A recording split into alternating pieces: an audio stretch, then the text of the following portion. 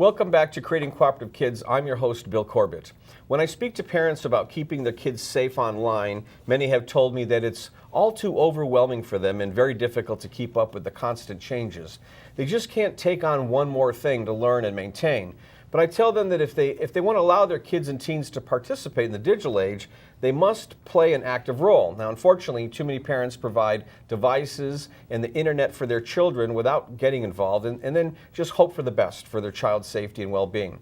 My guest on today's show has many tips for parents who want to keep their kids safe online. Scott Driscoll is a former law enforcement officer who has dedicated much of his life to internet safety. He's the co-author of the book, www.areyouindanger.net, a must-read guide for children and adults in this digital age. Mr. Driscoll is the president of Internet Safety Concepts, an organization dedicated to helping families learn about being safe while using the internet and other technology. Thanks for staying on, Scott. My pleasure.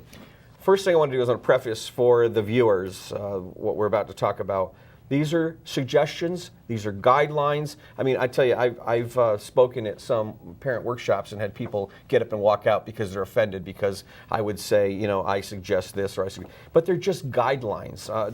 Every family is different. Every family, the children are different. The family may decide, you know, this is what we need to do.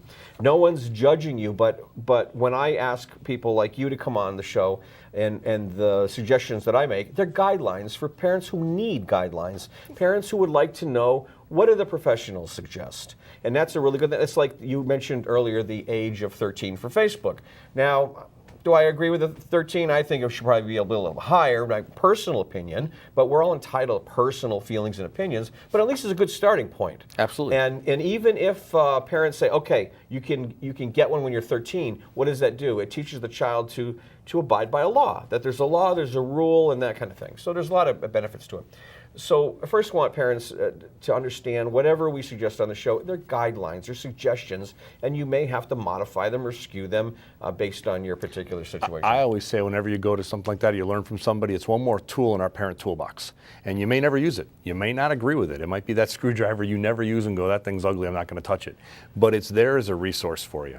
And I don't have all the answers, you don't have all the answers, but when we talk about it and we hear different things and take a different approach, if we rethink it and just get us thinking about it, even if you think about whatever we suggest and you say to yourself, I don't agree with that, but it got me thinking, we're going to do it this way, we've achieved our goal. Yeah. And I have no problem with other suggestions, and it's not always one way. It's not black and white. We have to think outside the box sometimes too. And it's just unfortunate, the field or the field of parenting has become so polarized. You know, there's still the autocratic parenting, and then there's the permissive parenting, and the same goes with when it comes to technology and internet. But again, they're guidelines. So let's offer parents some guidelines. What guidelines would you like to offer to parents when it comes to internet or technology? The first thing I always tell parents is if they have the technology there, sit down with them and go through their devices. See firsthand what the child is doing. Now, parents are going to say, well, they can hide it. Yes, they can. But if we start with a good foundation of communication, I think that starts everything. So, all right, you're not mad, I'm not upset, but let's go over what you're using. Tell me why you're using it. And then as a parent, let's use that as a toy, not a toy, as a ploy to get them to talk to us.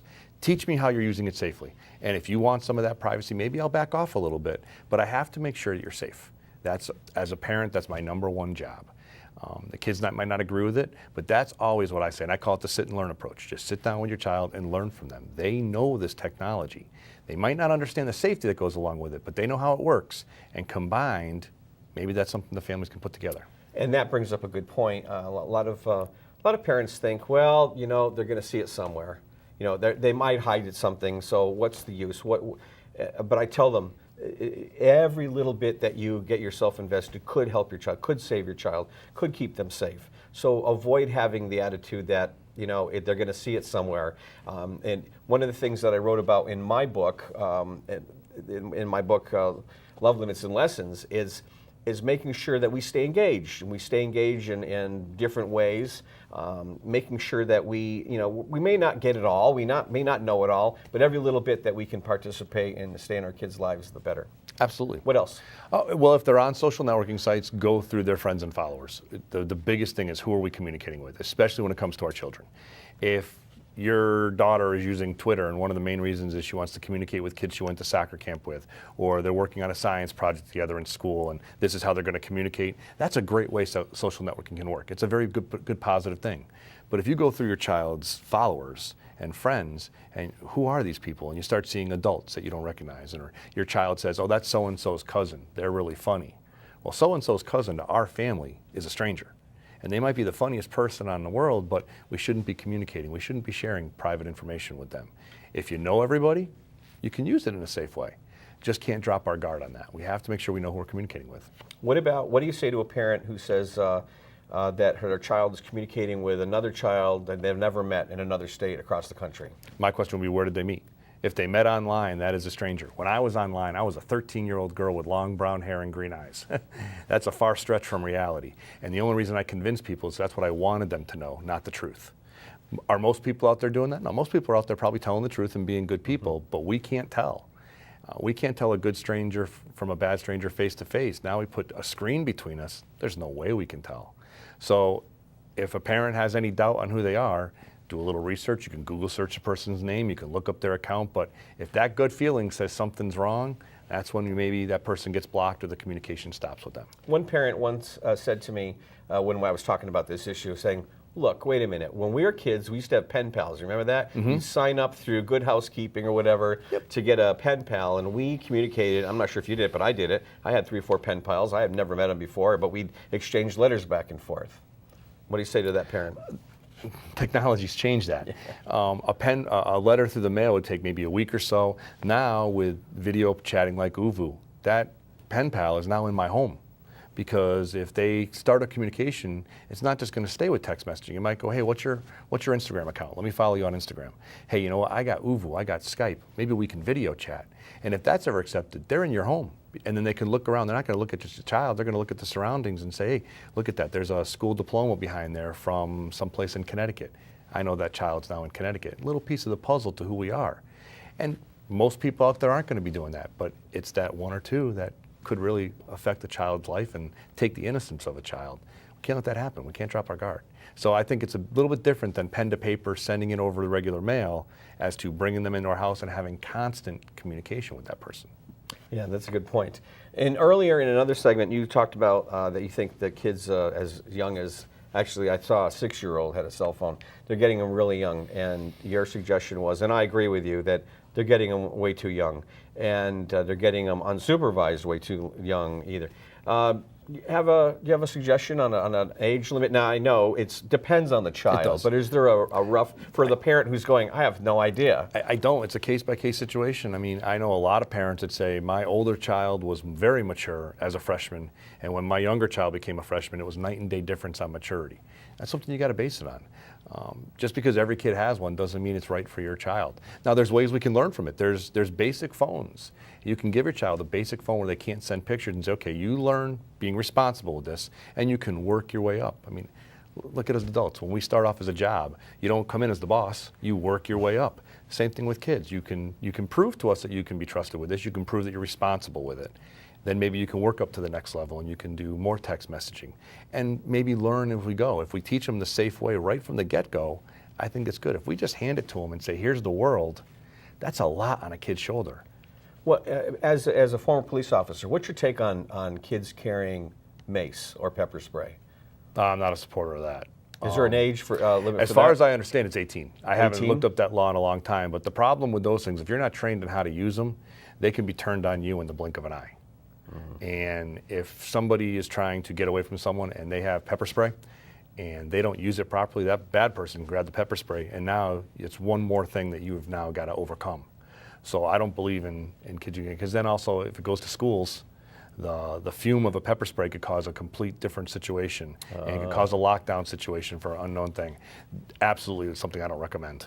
So not until 18. Now, I believe pepper spray. I haven't looked up that law in a long time, but I believe pepper spray is 18. You don't need a permit to carry that, do you? I don't believe so. Not no, you don't need a permit. Anyway. You don't need a permit in this state. Other states, it's illegal to carry. Here in Connecticut, as far as I understand, it's 18 to purchase it. But I haven't double-checked that law in a while, so I'm not 100% sure. Where do they buy pepper spray? It's all over the place. So you can get it anywhere? Yeah. Walmart? Yep. I'm not sure about Walmart. A lot of hardware stores will sell it. Yeah. It comes right on keychains. And when used properly, it's a very effective tool. Yeah. I just don't recommend it in kids' hands because if a kid ever accidentally sprays himself, as someone who's been sprayed with pepper spray, that's a long hour of pain you're going to go through. So we only got a minute left. Any last minute suggestions for parents, guidelines, or? We can't put our heads in the sand about technology. It's not going anywhere. Well, we got to take an active role when it comes to the safety that goes along with it.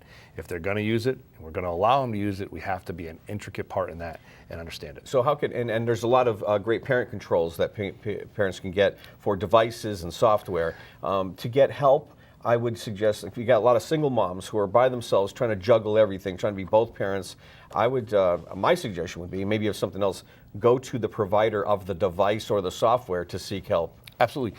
Your internet service provider, your cell phone provider, they will probably have a lot of embedded programs that you can do depending on what your device. iPhones have some great parental controls right at the flip of a toggle. A lot of people aren't aware of it. There's a lot of things you can do.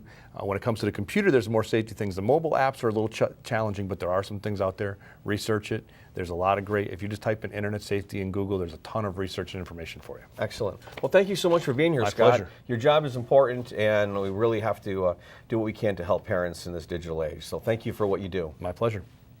On today's show, my guest shared much information on the dangers to our children when accessing technology and the internet. He also presented many ideas for implementing safety measures to keep your kids and teens safe online. Now, I hope you'll tune into future episodes as I offer more tools to help you rebuild your parenting toolbox as an awesome parent or teacher. If you're watching this show on DVD or online and you'd like to get it on your local public access channel, contact my office to find out how. Making the world a better place to live begins at home as engaged, encouraged, and masterful parents. I'm Bill Corbett. I'll see you the next time on Creating Cooperative Kids. I'll go to sleep with the lights off tonight, even though I'm scared of the dark. I can lick that thing under my bed with one hand. I know I can. In my heart, I'm gonna be big. I'm gonna reach real high. I'm gonna blaze a trail of my own across the sky. I just need some time.